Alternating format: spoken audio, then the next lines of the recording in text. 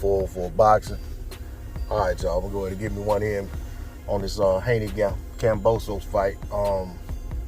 There's a lot of talk circulating on the internet, after they saw that weigh-in. Most of it, centered around Devin Haney's appearance in the weigh-in. You know what I'm saying? I'll be remiss if I didn't say that Kambosos looked pretty much just as bad as Haney. You know what I'm saying? Both of those guys seemed like they were dry as can be to make that weight. Looked like they both got out of a dehydrator. You know what I'm saying? But at the end of the day, fighters have to, fighters that want to fight at certain weight classes, they have to drain themselves down to the last bit of, last bit of muscle sometimes just to make weight. And that's the nature of boxing today. There's a lot of talk about Haney potentially moving up, but that talk's been circulating for years. By contrast, you think about Jose Ramirez going into the Josh Taylor fight. He looked like he wanted to faint after the weigh-in, and he looked all drained and sucked in. Taylor didn't look good himself. Yet here we are, 2-3 years later, however long it's been, about 2 years. I think it's been about 2 years. Got both of those guys still fighting at 140. So you just don't know. Haney may stick around and stay at 135. Maybe he doesn't. You know what I'm saying? As for the fight itself, I think we're gonna get pretty much a repeat of the first fight. Maybe a little more drama, a little more suspense. Maybe because of things that have been said, that have been put out about Devin doing too much holding and things of that nature. So sometimes that translates over into the fight where guys will try to fight a different fight because subconsciously they're thinking about what the judges may be looking at about the holding. They may be worried about the ref taking a point or the ref interfering too much in the fight. But at the same time, it may get us a more exciting fight.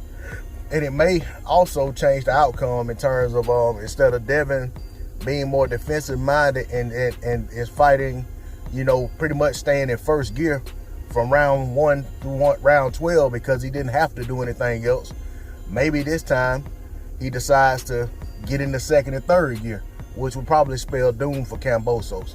So he may regret making the complaints about the holding, and he may regret wanting to get a ref that's gonna, be tight on, strict on the holding and things of that nature and some of the things he said.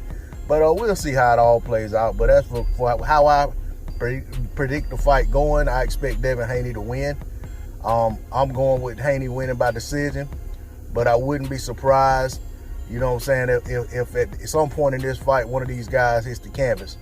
You know what I'm saying? And just off of the way they looked at the weigh-in, I'm basing it off of that. You know what I'm saying? That and the fact that there's probably going to be a lot more action in this fight because Kambosos is a desperate fighter.